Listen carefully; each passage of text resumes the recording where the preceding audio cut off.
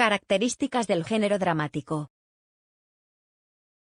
La primera característica que estudiaremos es la estructura textual mixta. Esta característica se refiere a que un texto dramático o teatral está organizado a partir de dos tipos de discursos. El primero de ellos son las acotaciones. Un tipo de texto que consiste en explicaciones u orientaciones sobre la escenografía, el aspecto de los personajes o, incluso acciones de estos. El segundo tipo de texto o discurso son los parlamentos. Estos son muy variados. El primero de ellos son los diálogos, es decir, el intercambio de palabras entre dos o más personajes. También están los monólogos, un tipo de parlamento, en el que un personaje habla mientras los demás callan. Otro tipo de discurso son los soliloquios, que se trata de un parlamento, en el que un personaje habla consigo mismo.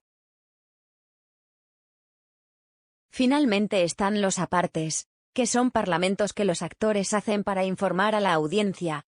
Estos parlamentos son completamente ignorados por los demás personajes. Aquí un ejemplo de la estructura textual o discursiva mixta a partir de un texto de Anton Chejov. Al inicio del texto tenemos una acotación. Leamos un fragmento de esta. Escenario vacío de un teatro de provincia de segundo orden. A la derecha una hilera de puertas, toscamente construidas y desprovistas de pintura, abren sobre los camerinos. Todo el plano izquierdo y el fondo aparecen llenos de trastos viejos. Por medio de esta acotación, se nos describe el lugar, en el que debemos imaginar al personaje, que hablará en la obra. En la siguiente acotación, se nos invita a imaginar la vestimenta del personaje, y la risa que precederá a sus palabras. El parlamento que aparece al inicio de la obra, es un soliloquio en el que el personaje Svetlovidov habla consigo mismo. Inserta en el soliloquio, hay una acotación que nos indica que el personaje alza la voz. La combinación de formas discursivas permiten imaginar la obra. Acotaciones y diálogos nos llevan a imaginar la decadencia del personaje Svetlovidov, un actor decrépito física y espiritualmente.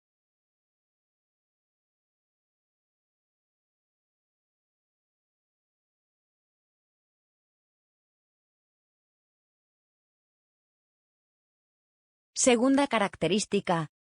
Discurso directo generador de la acción. Diálogos, monólogos, soliloquios, todos ellos surgen vinculados con un contexto, surgen para evidenciar una parte del conflicto de la obra, o para evidenciar una conducta o rasgo psicológico de un personaje.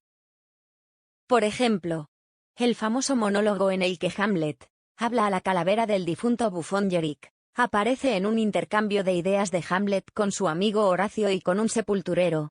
Además, las palabras de Hamlet nos informan sobre sus preocupaciones, nacidas del conflicto de la obra. En la obra El canto del cisne, los monólogos de Svetlovidov están relacionados con el intercambio que este personaje tiene con Nikita Ivanich. En síntesis, la acción de una obra dramática está en sus diálogos. La tercera característica, primacía de los parlamentos en la construcción de sentido, nos indica que al momento de que el lector deba construir el sentido de la obra, lo hará a partir de los parlamentos. Esta característica destaca que los personajes se construyen a partir de sus palabras, y a partir de las palabras de otros personajes. Esta característica también nos recuerda que para apreciar la singularidad de un personaje de una obra dramática, debemos estar atentos a la forma en que los personajes se expresan. Por otra parte, esta característica nos recuerda que el conflicto de una obra se expresa en los parlamentos. En conclusión, la singularidad de una obra dramática está en la originalidad y fuerza connotativa de sus diálogos, y no en las acciones. En la obra El canto del cisne, podemos ver cómo la imagen de Svetlovidov se presenta a partir de sus propias palabras.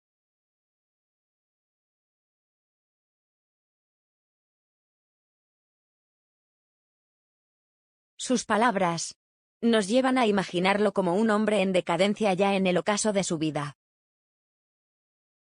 Los parlamentos nos indican que la singularidad de Svetlovidov es su entrega a la actuación, característica que se evidencia en el lenguaje retórico de sus monólogos y soliloquios. También en el canto del cisne, podemos apreciar que el conflicto está en los parlamentos.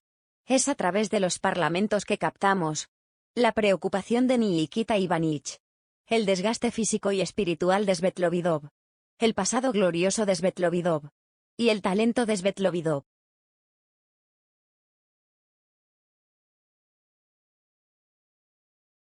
Condicionamiento espacio-temporal. Esta característica nace del hecho de que una obra dramática solo puede textualizar aquello que se puede representar en el espacio de un escenario, y dentro de los límites de tiempo de la representación, que nunca podrán ser demasiado extensos pues el público se cansaría y se marcharía antes de que la obra acabase. Esta característica nos orienta a estar atentos a captar dos tipos de espacios en la obra dramática: el espacio patente, que es el espacio que se puede representar en el escenario; el espacio latente, que es el espacio que solo se puede captar por medio de los diálogos y de las entradas y salidas de los personajes. Asimismo, hay un tiempo patente, que es el tiempo que es posible escenificar durante la representación de la obra, y un tiempo latente, que son aquellos momentos que solo se conocen por medio de las referencias presentes en los diálogos. En el canto del cisne, el espacio patente es el escenario donde hablan Nikita Ivanich y Svetlovidov. El espacio latente son los escenarios donde Svetlovidov vivió sus años gloriosos como actor. El tiempo patente es el tiempo que dura la conversación de Ivanich y Svetlovidov. Y el tiempo latente es el pasado de Svetlovidov, pasado en el que fue un actor reconocido, y en el que una mujer lo rechazó. La última característica es la concentración y sistematicidad en la acción y los personajes. Primero hablaremos de la concentración de la acción. Una obra dramática se caracteriza por la unidad de acción, esto es, que hay una acción principal a la que se subordinan otras secundarias. De la unidad de acción se desprende que no hay múltiples escenas que se alejen del conflicto principal. Hecho que sí ocurre en las novelas, en las que es muy común que hayan tramas o historias secundarias. De la unidad de acción se desprende también que haya sistematicidad o interrelación entre las acciones. Así que hay acciones contrapuestas, una acción se opone o contradice a otra, acciones complementarias, una acción obliga a otra acción, y acciones que completan a otras. La concentración de los personajes se refiere a que hay pocos personajes. Todos los personajes están vinculados a partir de un conflicto, y un personaje solo adquiere sentido en relación con otros personajes. Por ejemplo, en la casa de Bernarda Alba todas las acciones y conflictos surgen del luto y encierro que Bernarda impone a sus hijas. De ese conflicto o acción principal surgen por ejemplo la rebeldía de Adela, los pleitos entre las hermanas. Además, la personalidad de cada una de las hijas se define a partir de su relación con el mandato de Bernarda. En el canto del cisne por su corta extensión, es fácil notar la concentración de acción, la cual consiste en la decadencia del viejo actor.